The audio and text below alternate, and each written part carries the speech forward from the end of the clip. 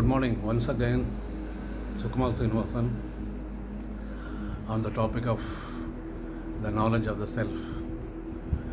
Now, this particular video, a series of videos, is aimed at the younger generation, that is in the age range of 15 to 30. There is a reason for that. The reason may not be palatable. You see, there are about 500 suicides taking place in India every month, out of which 30% of the suicides are in the age group of 15 to 30. This is a very alarming situation where youngsters of this age group, they have not enjoyed the life as a whole in full, but they go to the extent of taking an extreme step of committing a suicide. Now, what could be the reason? The reason can be manifold, primarily because of economic conditions or unfulfillment of the expectations, inability of facing the life, the imagination of the future unknown, and so on and so forth. So many things. But apart from all these things, there is something which many people overlook actually. It is the mental makeup. It's a mental, psychological state. That which is part of us, or we think which is part of us, is the one which propels you to take the extreme step. You see, man is capable of going upwards or downwards.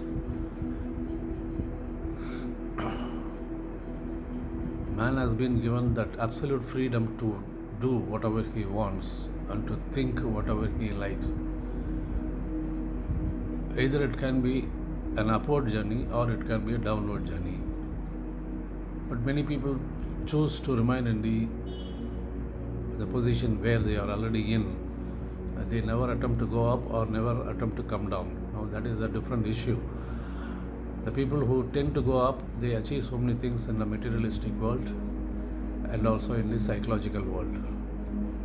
But the people who choose to go downwards seek the help of external things to drown their mind totally, or to enter into a world of fantasy and hallucination.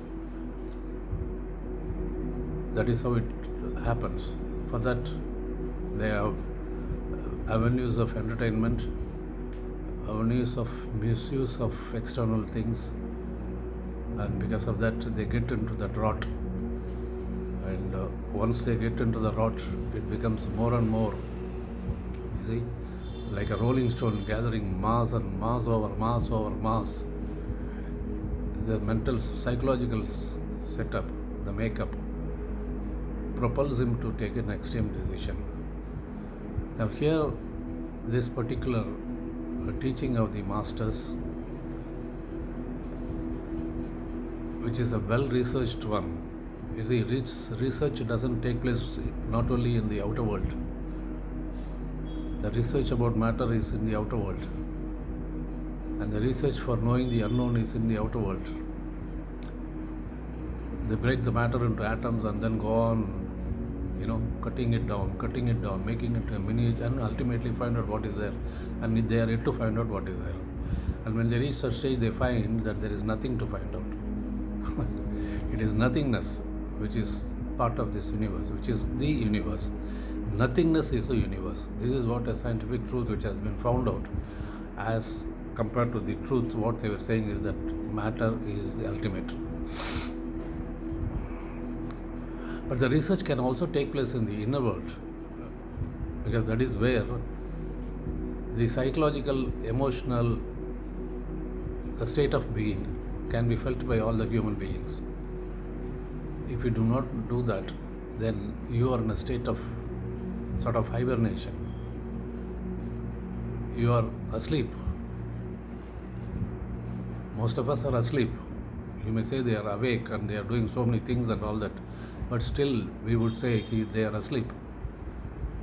As long as they do not know themselves, as long as they are not aware of themselves, even if you are awake, it is fit to call them as sleeping people. They are asleep. It is like, hibernation only. So the point is, it is for the people to come out of hibernation, come out of their sleepiness, and try to know themselves. If they attempt that, then it will be like releasing the mind from its shackles. The mind can be totally released from whatever is bound with, the shackles, the chains, the bindings, the infatuations, the attachments, so many things, desires, likes and dislike. So you can come out of it. Once the mind comes out of it, what it is bound with, then the entire mind is innocent, flawless. And that mind is within us. That mind is within all the human beings, irrespective of his social status. That innocent, pure, unadulterated mind is with us. And we carry that mind from childhood.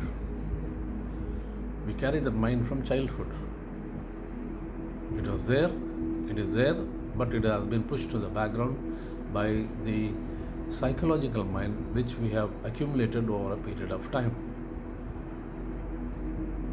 Now, if that can be realized, then it will be a wonder.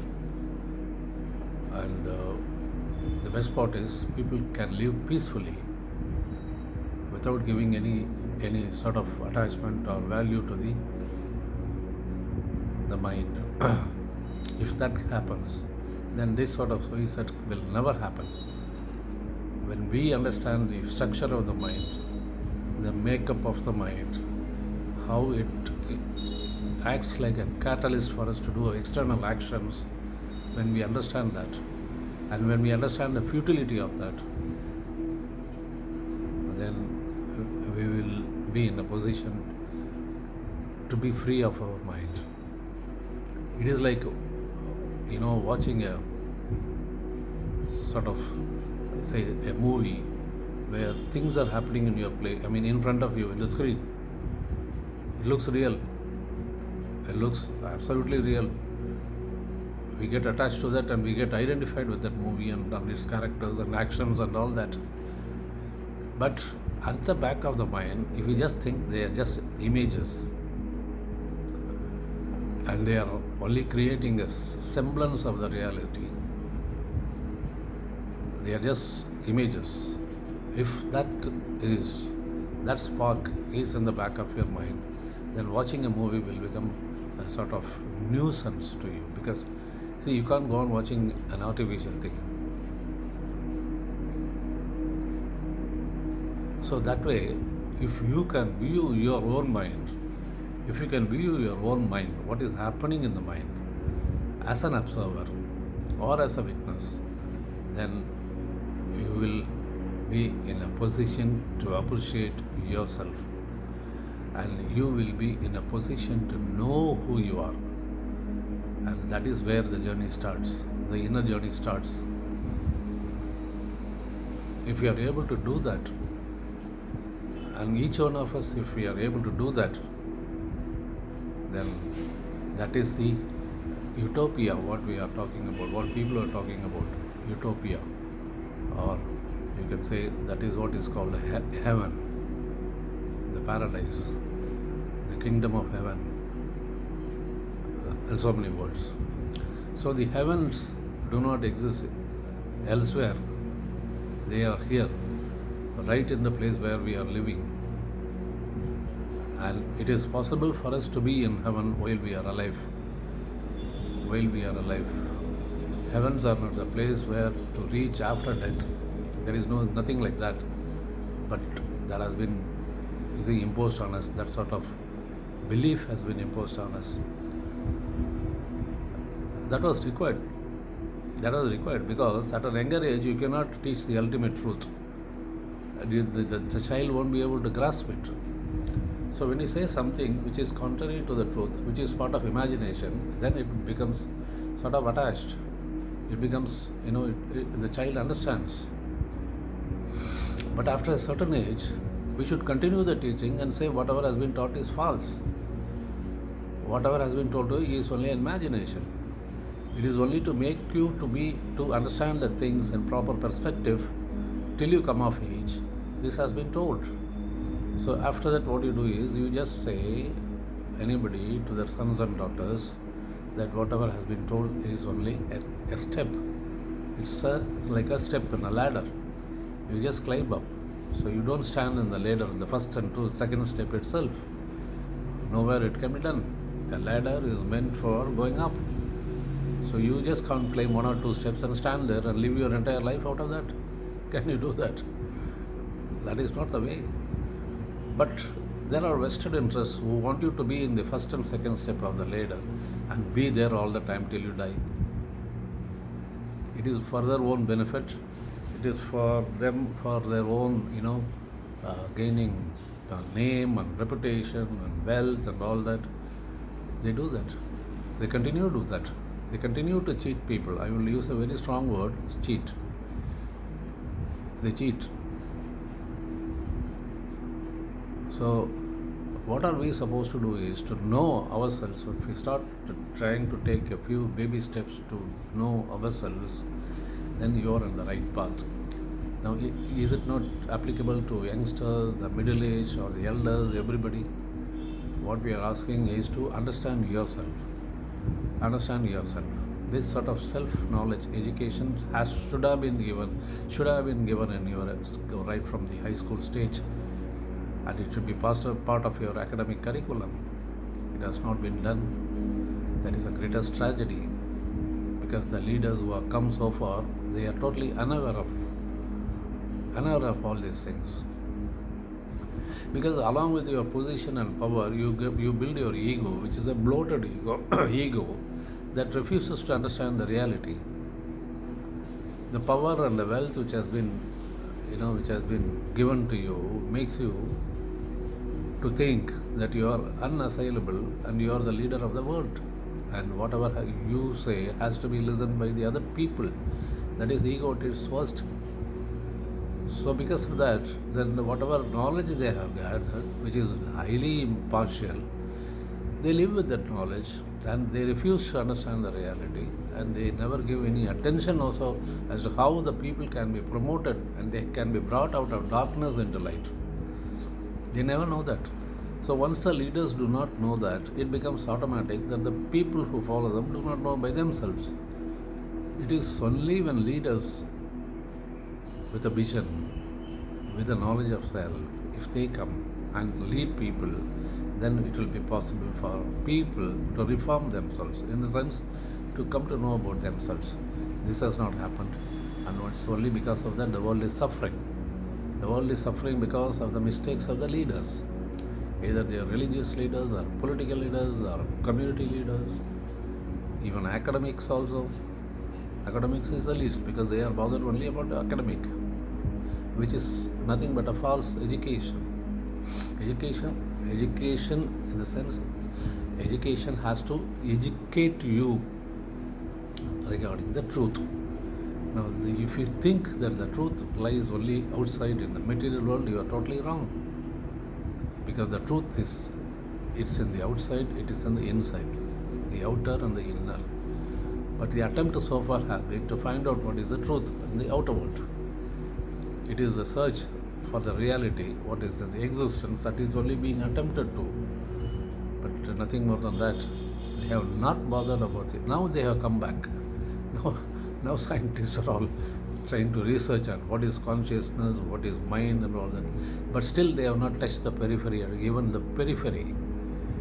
They go with the assumption that matter is ultimate and how consciousness can be related to matter. Now, how is it possible? The matter is different, matter is nothing, and consciousness is everything. Consciousness is everything, and matter is nothing. Now, how they can be reconciled together? But the attempt is being made now how to find out what is consciousness, and it will never succeed. See, when you choose the wrong path, the result will be wrong only, and you will not get a result. That is what is going to happen in the scientific world when they are going to reconcile both consciousness and matter. It is just impossible. Only people of the knowledge, the self-knowledge, will realize they know, and they will be laughing. They used to laugh in the yesteryears, and they laugh now also, because the matter can never be resolved.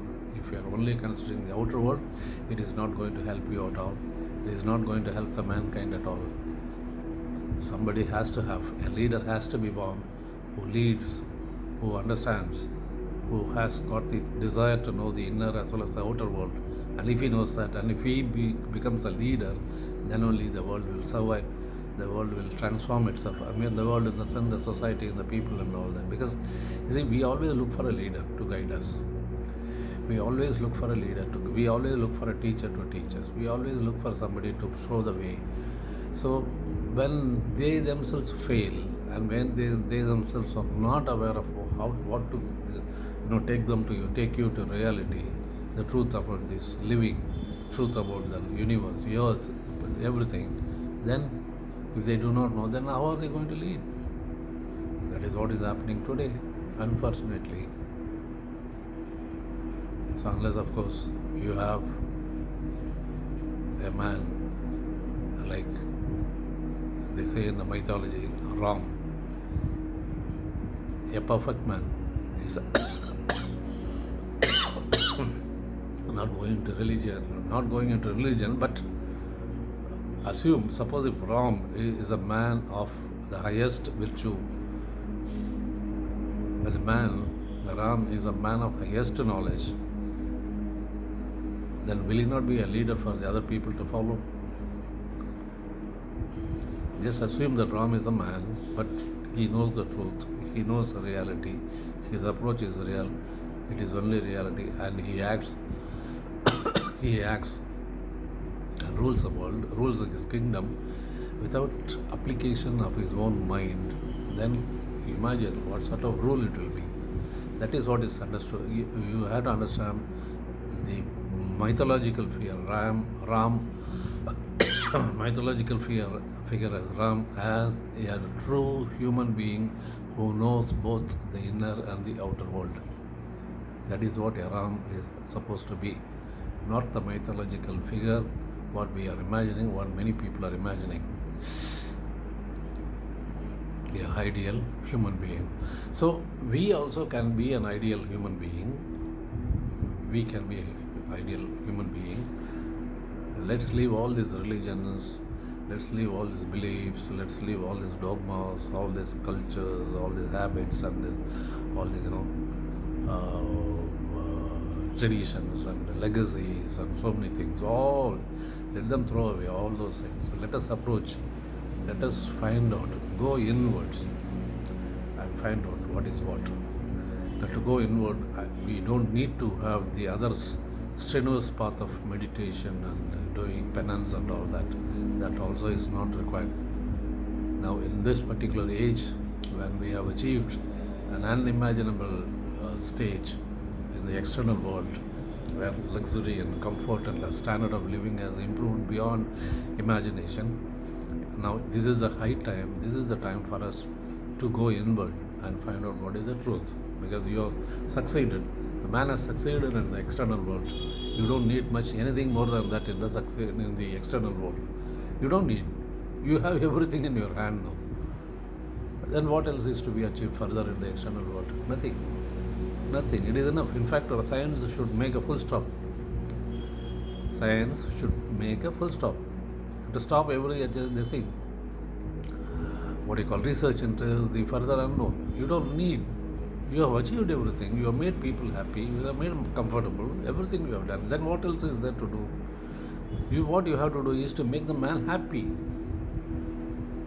What is required is, whatever you do, now you should do it in such a way that man attains his full happiness, which is not there. Even with all your achievements in the external world, the man is not happy fundamentally. Misery, chaos, violence, selfishness, ego, everywhere it is there. In every country in the world it is there. Now, are you turning a blind eye to all these things and then go on achieving further, trying to achieve further in your external world? What's the use? Just understand one thing. Whatever science has achieved has gone to this, degenerating the earth. It has spoiled the earth. If you think calmly that whatever has been achieved in the scientific field has gone to the detriment of the nature as such, what is the use? We are totally degraded nature. We are living away from nature, going away and away from nature. And if at all we have to be happy and live peacefully, then there are only two things are required. One, have a self-knowledge, knowledge of the self. And two, live along with the nature. Live with nature.